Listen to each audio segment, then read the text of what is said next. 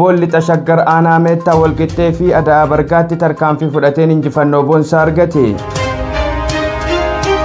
Magaalaa Amboo keessatti sirni maafiyaa mootummaa nafxanyaa bilxiginnaa PP aangaa'onni mootummaa humnoota nageenyaa idileen hin quufamne maafiyaa ijaarratanii ummata irratti yakka suukanneessaa geggeessaa jiraachuun dhagahame.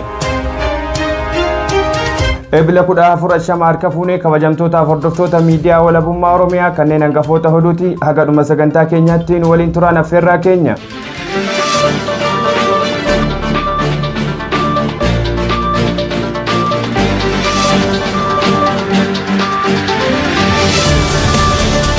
Woboon lixa shaggar aanaa meettaa walqixxee fi adaa bargaatti tarkaanfii fudhateen injifannoo argachuu beeksise.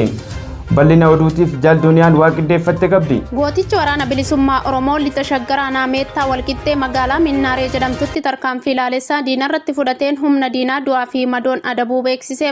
Waraanni bilisummaa Oromoo zoonii giddugala Oromiyaa lola magaalaa Minnaareetti taasiseen bulchiinsa magaalaa Minnaaree guutumaan guutuutti dhuunfatee ture. Waraanni murna mootummaa naftanyaa bilisiginnaa aanaa meettaa walqixxee bulchiinsa magaalaa Minnaaree buufatee turte woboon itti seenan magaalaa gadi dhiisuun gara magaalaa eelatti baqataa turuu ajajaan woboo bakkichaa ibseera. Irree fi gaachanni saba Oromoo woboon zoonii giddugaleessaa magaalaa Minnaaree to'achuun mooraa waraana murna bilisiginnaa keessaa meeshaalee hedduu diinarraa dhuunfateera. Meeshaalee waraanaa woboon dhuunfate kunis uffata waraanaa, kophee waraanaa, raashina, dokumentii garaagaraa, midhaan waraanni murnaa mootummaa naftanyaa bilisiginnaa uummata maqaa deeggarsa milishaa jedhu walitti qabatee hedduu dhuunfachuun galii moonaa qabsoo bilisummaa Oromoo taasisee jiraachuu beeksiseera. Irree fi gaachanni saba Oromoo woboon zoonii giddugalaa tarkaanfii kana itti fufuun lixa shaggar aanaa adaa bargaa ganda haroo booroo fi ganda caancoo biratti fudhateen injifannoo argateera. Abdiin saba Oromoo woboon zoonii giddugala Oromiyaa tarkaanfii kanaan diina du'aa fi madoon adabuun alatti harkaanis qabee oolmaa gootaa itti argisiisee jira.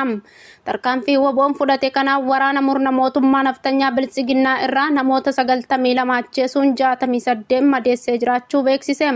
Kana malees namoota 18 harkaan qabee jira. Waraanni bilisummaa Oromoo tarkaanfii diina uummata Oromoo irratti fudhate kanaan meeshaalee waraanaa garee fi dhuunfaan diina harka micciiree irraa hiikee jira.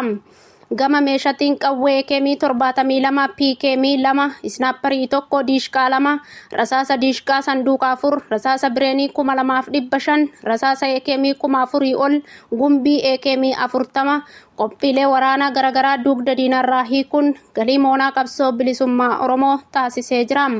Kana malees raadiyoo qunnamtii bilbila harkaa dokumentii hedduu diinarraa fuudhuun hiccitii gola mootummaa naftanyaa bilisiginnaa ifa baasee jira. Waraanni murna mootummaa naftanyaa bilisiginnaa Abiyyi Ahmadiin hoogganamu tarkaanfii kanatti kan dallante meeshaalee jajjabaa akka maadfii, taankii zuwii 23 moortara uummata irratti dhukaasuun uummata nagaa shororkeessaa ture.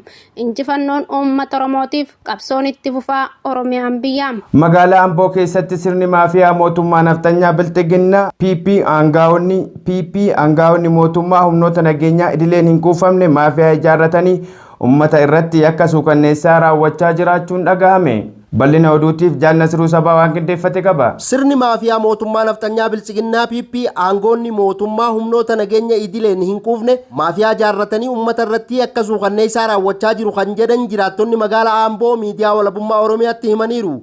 Jiraattonni miidiyaa walabummaa Oromiyaa dubbise akka jedhanitti maafiyaa caasaan mootummaa ijaarratee bobbaaseen guddaan salphatee haati warraa abbaa warraa qabaatanillee otoo hin hafne dubartoonni hedduun garee maafiyaa kanaan gudeedamanii qabeenyi ummataa lafaa hanga maallaqa baankii jiru garee kanaan saamamee caba guddaatu ummatarra gahee jedhan.